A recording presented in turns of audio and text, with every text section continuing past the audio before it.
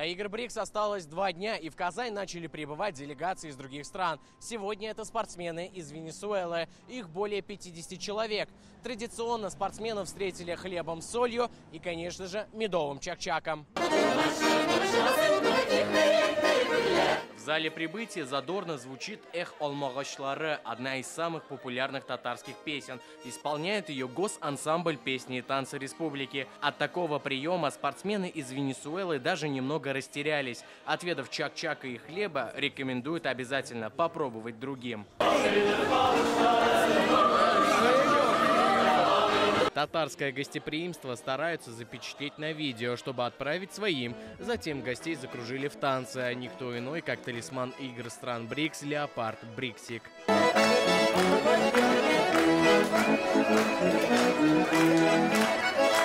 Обязательно фото на память, и Бриксика не хотят отпускать. Многие из венесуэльских спортсменов в России не в первый раз. Ерхели Салазар приезжала в Москву в 2022 году на соревнования по карате. Сегодня она занимает первую строчку в мировом рейтинге карате. Главными своими конкурентами считает россиянок. Я долго готовилась к этим играм. После победы в Марокко немного устала, но собираюсь победить. В Казани будет огромная конкуренция. Очень жду встречу со спортсменами из России, Турции, Египта и Казахстана.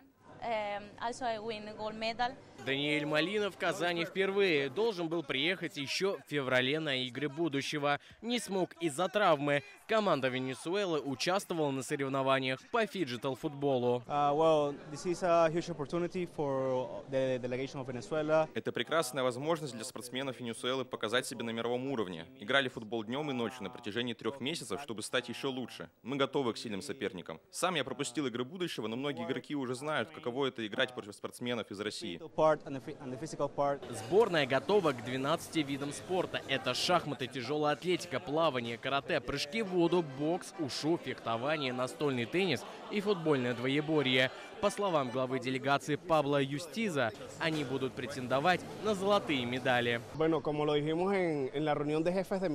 Мы приехали с добротой и любовью в сердце, и очень нравится, что нас так встречают. Гордимся, что представляем свою страну. Огромные ставки делаем на карате и футбол. Такие турниры помогают укрепить дружбу между странами. Уверен на 100%, что после игр стран БРИКС мы откроем новые имена.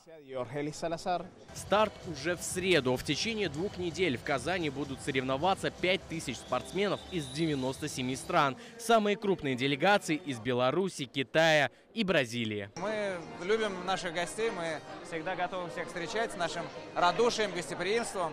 Вот это для нас большой праздник, вот, как и для всех ребят, чтобы у всех было хорошее настроение, чтобы были хорошие результаты, надо обязательно хорошо встретиться. Многие спортсмены были в теплых куртках, однако Татарстан встретил их жарой. Почти как дома, говорят гости. Из аэропорта делегация отправилась в деревню Универсиады. Здесь они будут жить и тренироваться. Искандер Гималдинов, Рамзиль Гарипов, ТНВ, Казань.